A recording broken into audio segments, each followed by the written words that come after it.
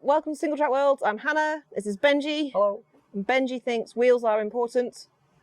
I tend to agree. So we're going to talk about wheels.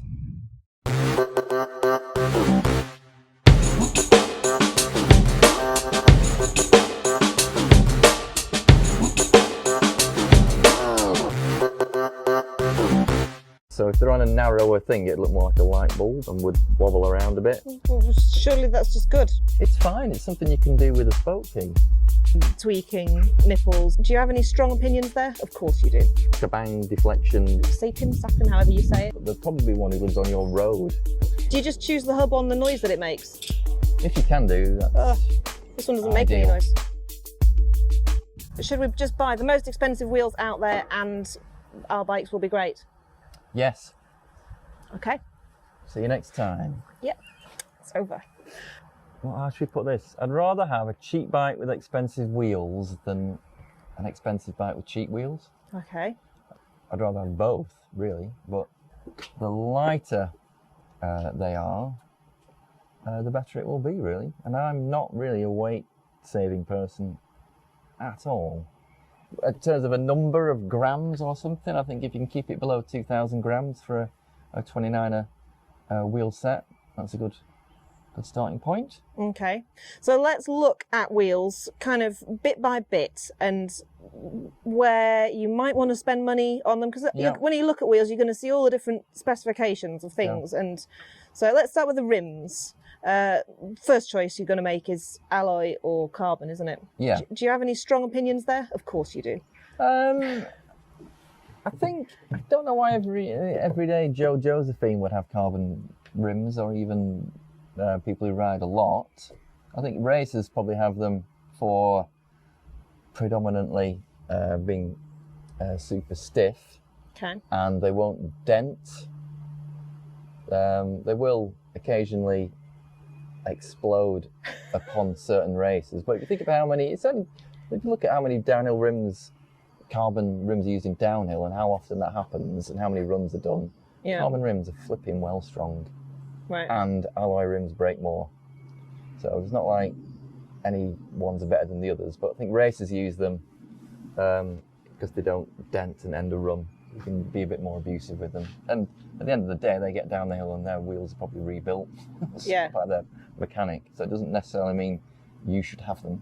So you said that they use them because they're stiff as well. So what does that mean to the feeling of riding along? Well, it's not so much to do with, in fact, it's nothing to do with any of stiffness in that regard, because that's where things are on a wheel. You're being suspended by top spoke at all times, so that is also fairly uncompressible. It's to do with any time it's on an angle, it's any kind of bend you can get into it like that, right? And how much is allowed. And if you think about mountain biking, how often is your wheel like that?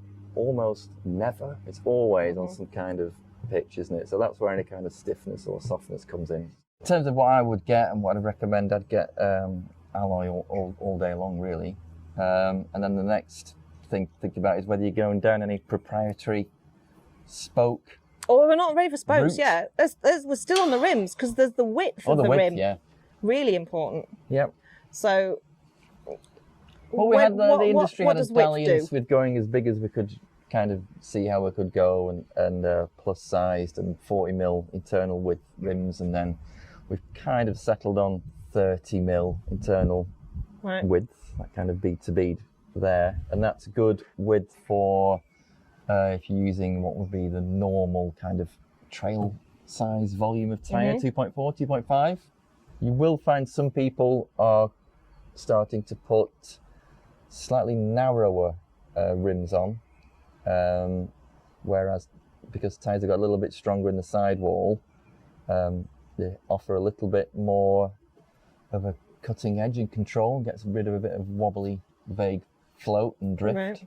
But you want the rim to be wide enough that if you're using a fairly wide tyre, you're not getting like a sort of hot air balloon balancing on a little narrow rim. Yeah, if you're getting a new tyre that works, they're kind of 2.4, 2.5, and they're designed literally to work on 28, 29, 30 mil width rims. So if they're on a narrower thing, it'd look more like a light bulb and would wobble around a bit. Okay. Well, let's go on then to spokes, because you were getting excited about spokes before. So there are lots of different sorts of spokes, first of all.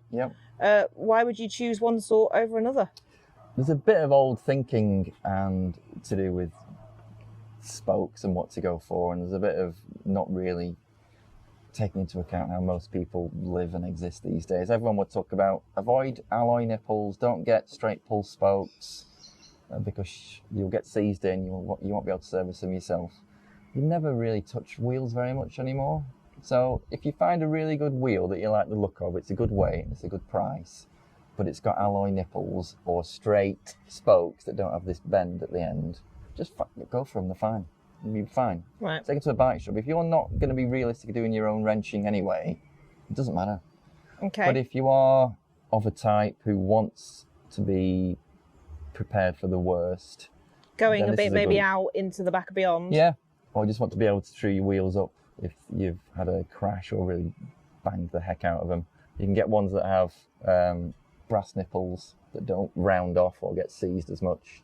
Okay. And these J-bend, aren't they? This little traditional spoke. And how about like sapim spokes? Sapim, however you say it. That's quite often like at the upper end of the models. You get these fancy spokes.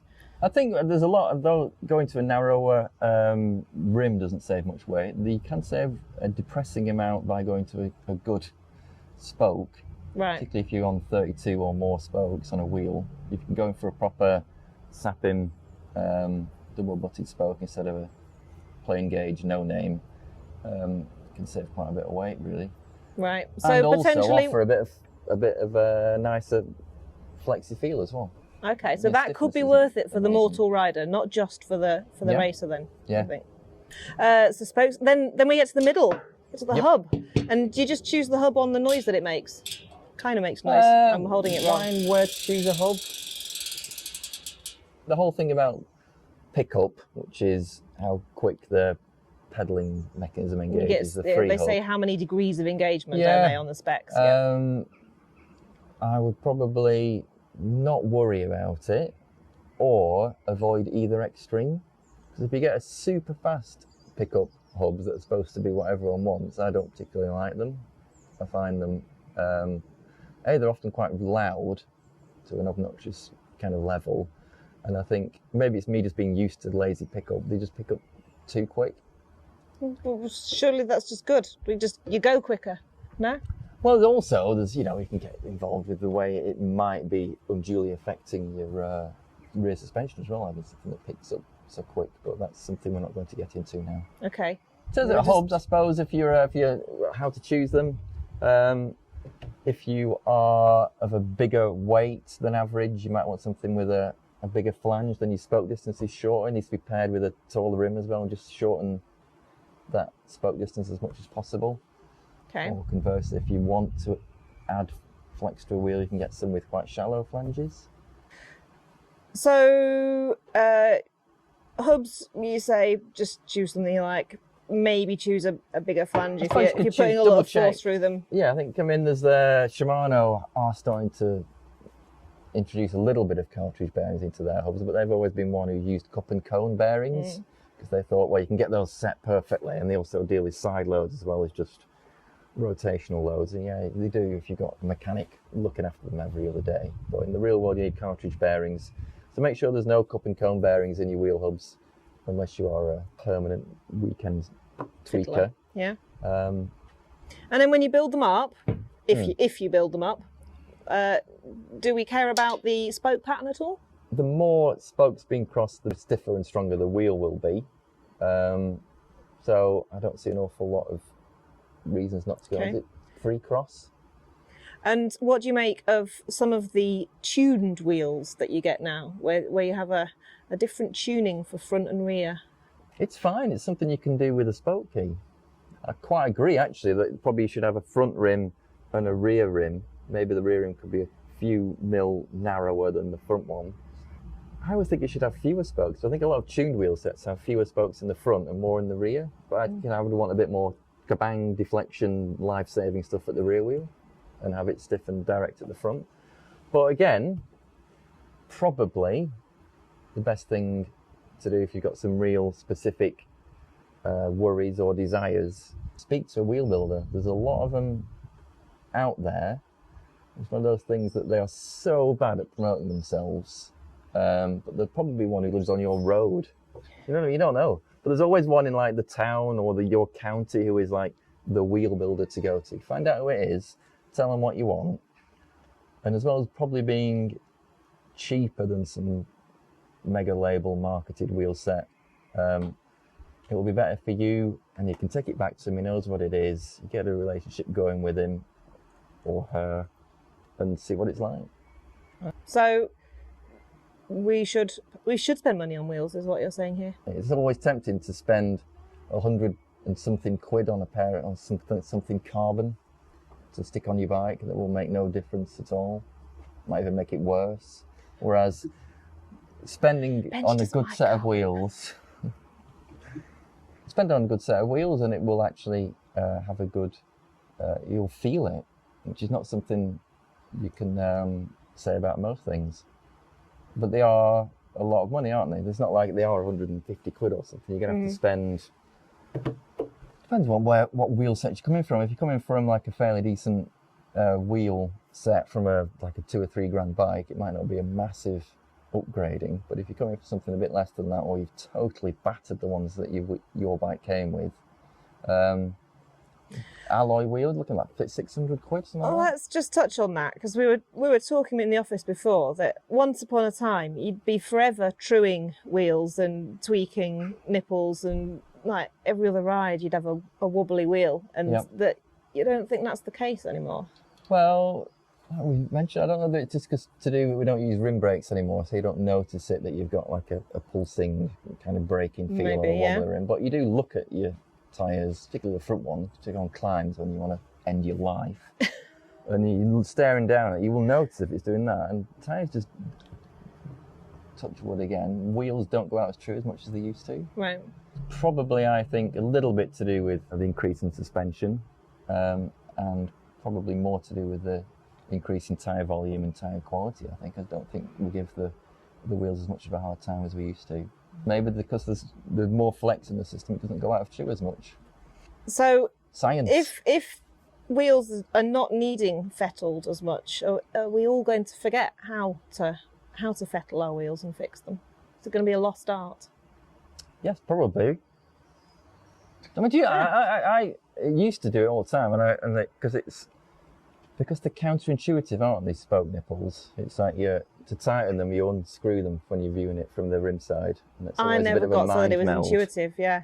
So. And then you do things at one side to make things happen at the other side. Once you start getting them not round, that's when you have to just say, I've got to stop now, because this is going to ruin the whole wheel, and I need to take it to someone who just does it all day, every day, and knows how to rescue them. Again, it's a good argument for going to a wheel builder, isn't it? Yep. Yeah, exactly. Okay. Thanks for your thoughts and views again, Benji. No problem. Thoughts Happy and trails. Views. Join us again. Bye.